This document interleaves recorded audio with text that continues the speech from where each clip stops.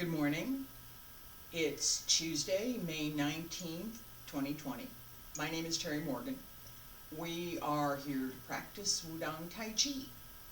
I've been teaching a set called Cloud Hands for most of last week and yesterday. I'm going to continue that today. So we're going to practice Cloud Hands again today, review what I've already given, and then we're going to reverse it. Okay. So I said there's the inward and the outward, right? So we're going to reverse it, and I'm going to talk a little bit as we're practicing. I'm going to talk a little bit about practice, some of the things to pay attention to as you're practicing, and some of the things to work toward as you're practicing. Coffee. Yeah, even when I was traveling in China, I would have my instant coffee. It's easier to get tea than it was to get coffee, right? So I'd have my little instant coffee, and I could have my hot water, and I could make some coffee. And I remember several times in the winter getting my little coffee cup and getting a lid on it, which was provided by the hotel. It was nice. And taking my coffee and going for a walk to the park so I could practice my Tai Chi. Anyway, feet about shoulder width apart. I'm just gonna step right into this morning. Feet about shoulder width apart. Okay. Right hand comes up to the left shoulder, right here. Turn. And it comes around to line up with the right shoulder. Left hand, right shoulder to left shoulder, yeah? Okay? And your circle is here. Okay? So, your torso up through your nose. Okay? Fingertips roughly the same height as the top of the head at the height. Right? The majority is here. The majority of the work is right here in this space. Right? Not up here. Although, yeah, you can go there. Right? So this is different than Yang style Tai Chi, which uses this space. Right?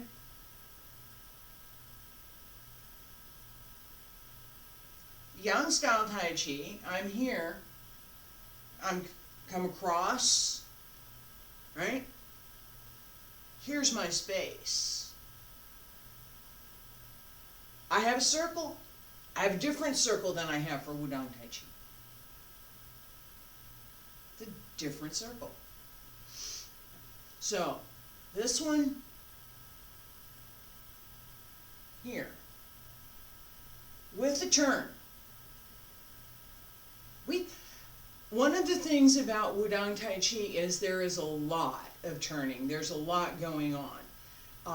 There's more going on with this than I have talked about yet, so just bear in mind.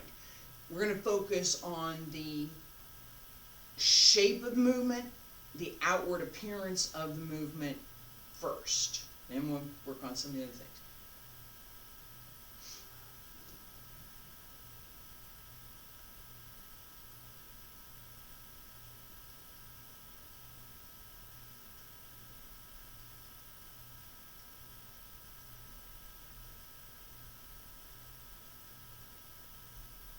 We worked on this yesterday, right? I'm going to turn around so you can follow me, and I'm going to continue to talk about what's going on with the weight. Talked about yesterday this weight transfer, where the weight is as I turn. What am I doing with my, what am I doing with my legs? Alright? So, feet about shoulder width apart. A little bit wider than shoulder width. And turn to the left, right hand up. Turn. Right hand down, left hand up.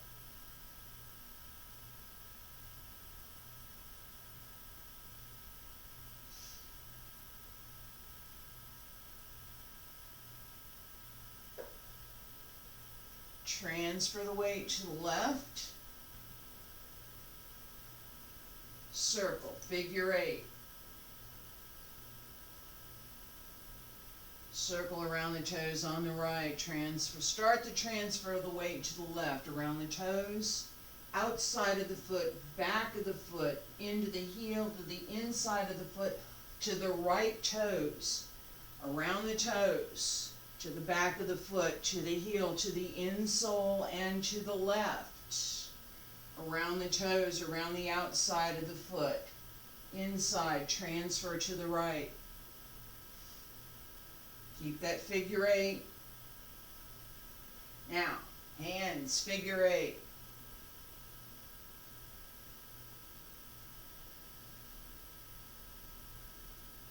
Left hand down, brings the right hand up, circle around. Right hand down, left hand up, circle around. Left hand down, right hand up, circle.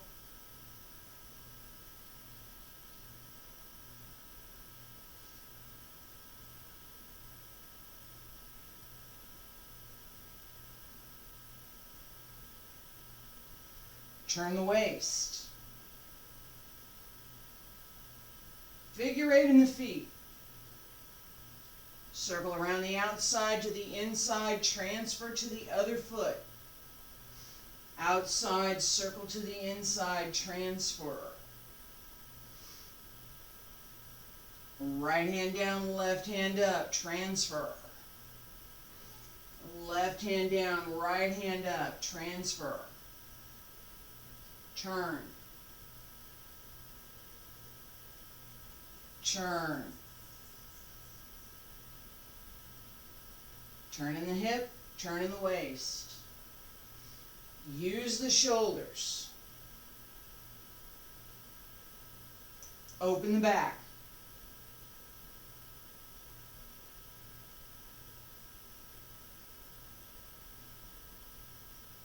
Knee circles around the foot.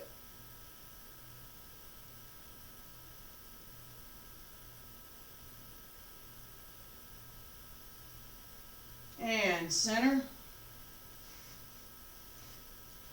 Alright, so in my ideal world, instead of the door there, I have mirrors, and instead of a camera on this side, I have people, which there's a couple that are watching that I know about, so I know there's somebody there. Thank you. Appreciate that. All right, but at this point now I would turn around and I would ask everyone who's in the class to do this. Let me see what you're doing so that I can understand what the next best instruction to give you might be. Don't have that right now. And unless somebody wants to send me a video of them practicing this and ask me for corrections, I can't see you. So, not right now. I'm working on that. I'm working on that. I'm going to have a Google Hangout that we're going to be able to use, and I will have some time up there for some Ask Me Anything, which will include video, by the way. So it's video chat. So we're gonna have that's coming. It's actually coming pretty darn quick. We start next month. So with this exercise, as I'm turning, right? Elbow with the knee, hand with the foot, shoulder with the hip. These are my outside connections. Upper body with the lower body. Everything turns in unison.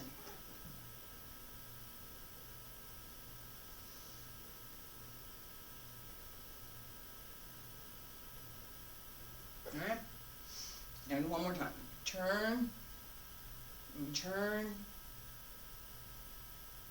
Right here, push down into the leg, sink, turn, release, release this, and start to fill this one.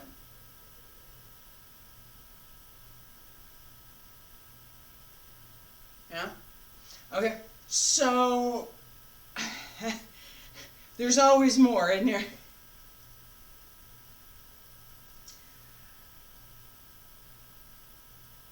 I'm not going to do full extent today, but I am going to do just a little bit more, because I said I was going to talk about practice. Now we're going to reverse this in a minute, but while I'm here, okay, so your feet about shoulder width apart, yeah?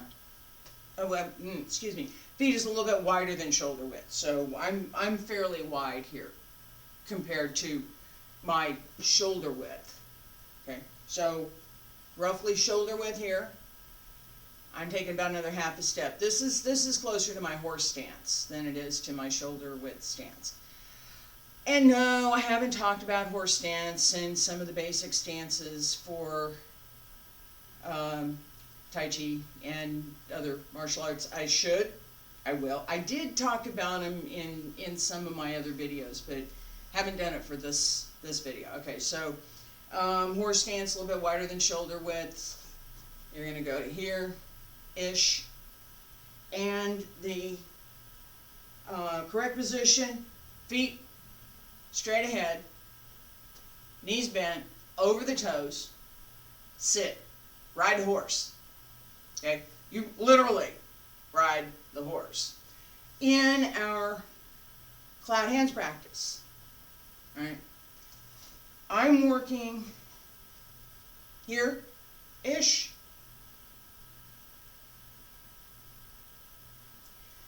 With my feet at this position.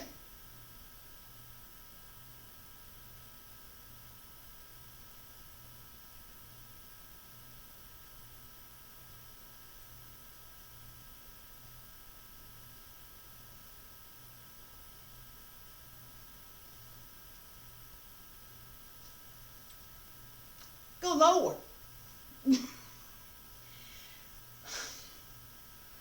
All right, now there was a time, and maybe again, when this was a bit wider than what my horse stance would be, and it's all the way down, transfer through the legs. Okay.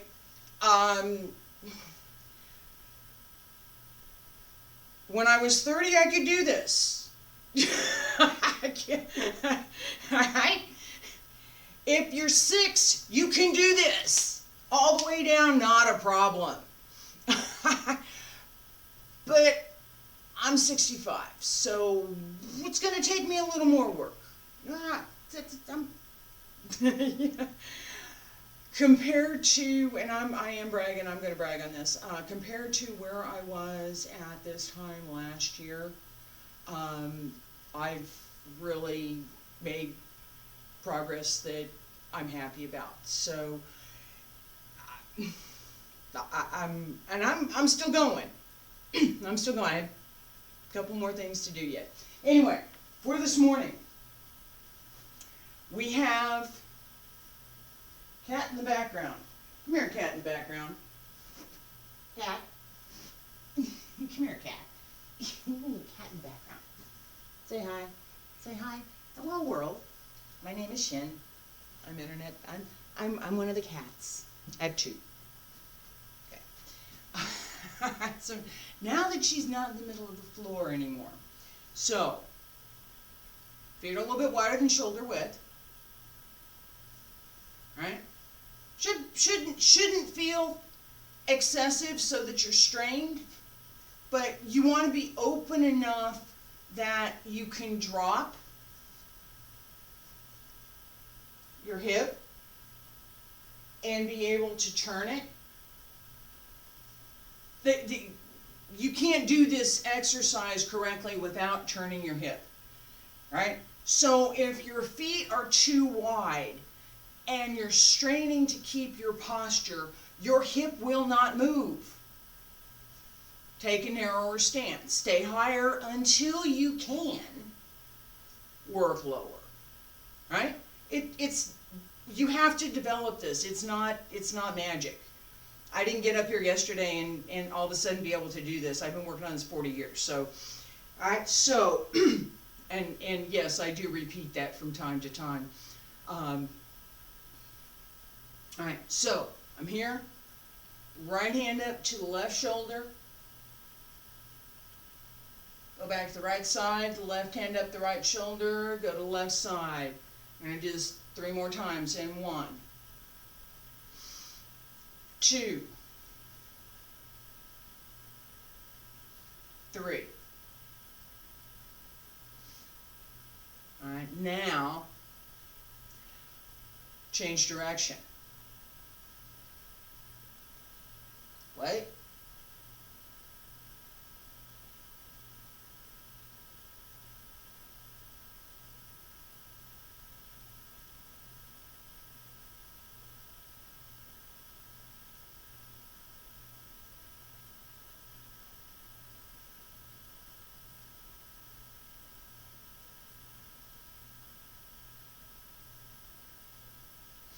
Okay, so we had this, now we have this.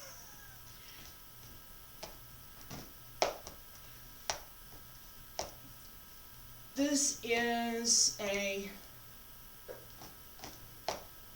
fundamental change for every kind of circular movement that there is.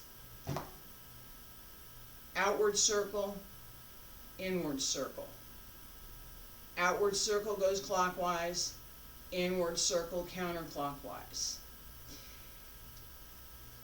I found it extremely confusing when I first encountered this. It took me considerable effort, let's say, to finally figure it out. So as we are turning, and it's not in this move, I already had it by the time I got here. All right, in this move, I talked about, we're going to start with the knee goes to the toes, goes around, weight to the inside of the foot, to the outside of the foot, turns around the outside, comes up the heel to the insole, transfers to the other foot, comes around the toes to the outside. All right, now this one, reverse it. Start with the inside, the insole, come around the heel, come around the outside of the toes to the inside of the foot. Change to the other heel, outside of the foot to the inside of the foot. Change to the other heel, right?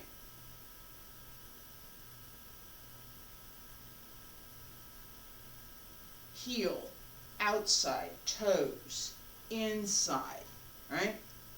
Heel, outside, toes, inside. I'm exaggerating that. Hey, you want some flexibility in your ankle, as you just, I could talk about feet.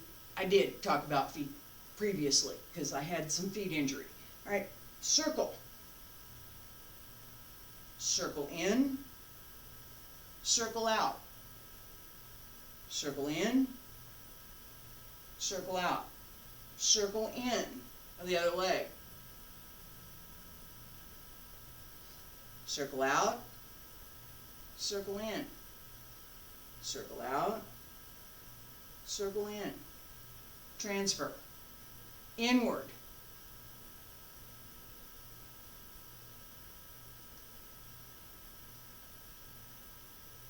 And turn around.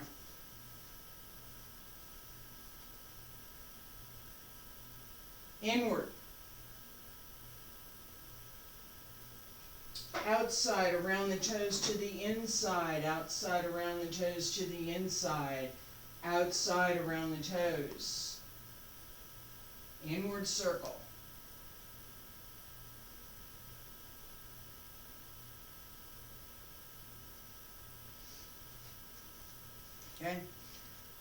With the hands, we have, again, basically it's just reverse the circle. Go in the other direction. So outward, we're here.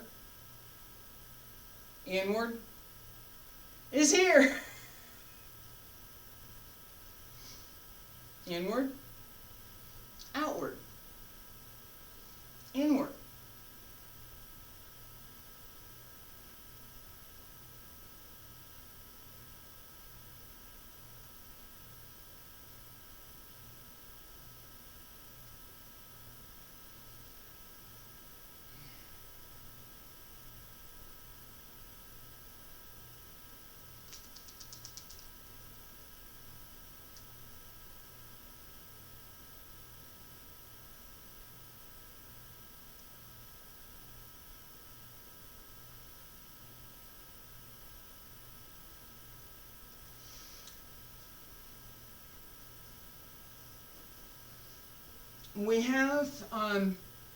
We have a couple opportunities for what we might do with this directly.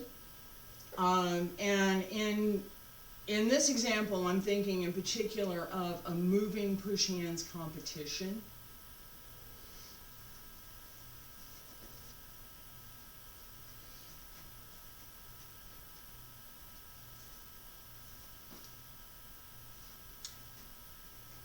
Outward,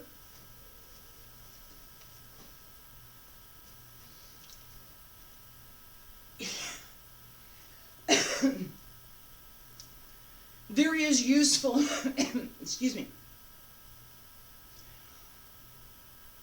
when strength is applied, this isn't just throw my hands around in the air, right? There's substance to it. She's too small, I can't push her. So I need a big kitty. Anyway, the application of both of these exercises, I guess my point is it exists. There is usefulness in developing flexibility in the hip, good body alignment, strength through the leg and the knee, greater flexibility in the waist and the upper body, and generally a pretty good exercise for all of the fundamentals that are part of Tai Chi, right? We have Peng, Lu, Ji, An. We have balance, transfer weight, application. We have some opportunities for how to different movement that includes the same kind of energy, right? In this practice that I've given, Peng, Ji, Lu, An. Peng, Ji, Lu, An. In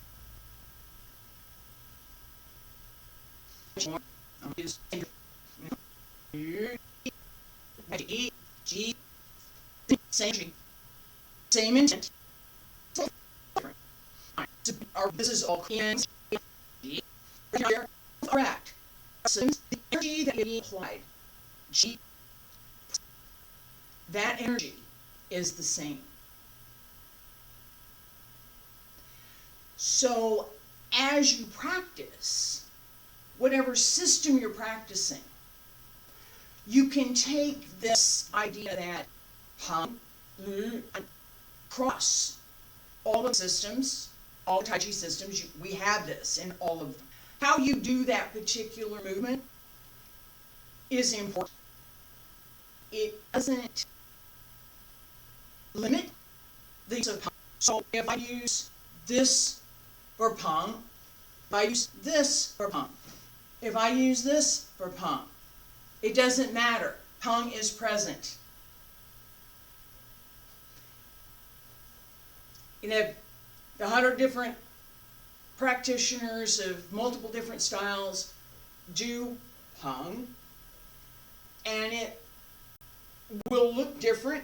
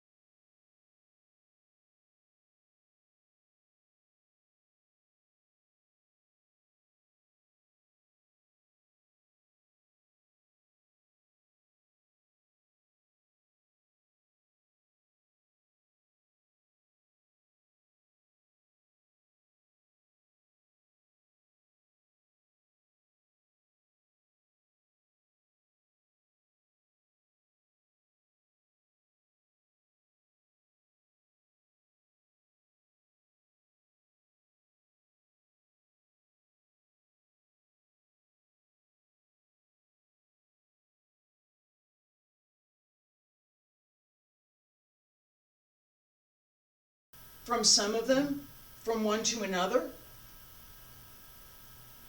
even if they're practicing the same system, it can look a little bit different. But there will be practitioners of the same system that will be recognizable. You'll be able to see, oh, these people look like this is a Wudang style Taiji. This is Wu style Taiji. This is Chen style. This is whatever system it is.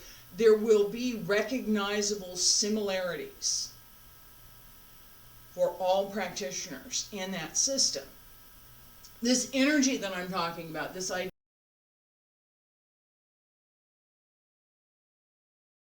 of Peng energy, Ji energy, this notion is across all of them. So consider how what I've taught might fit with whatever else you may have learned, or someone else may have learned, or somebody who sees this later may have learned. Consider that the similarity is the energy that's being applied. Whether the movement is identical is less important than the energy. That was my lesson for today. I appreciate you coming. Thank you for being here. It's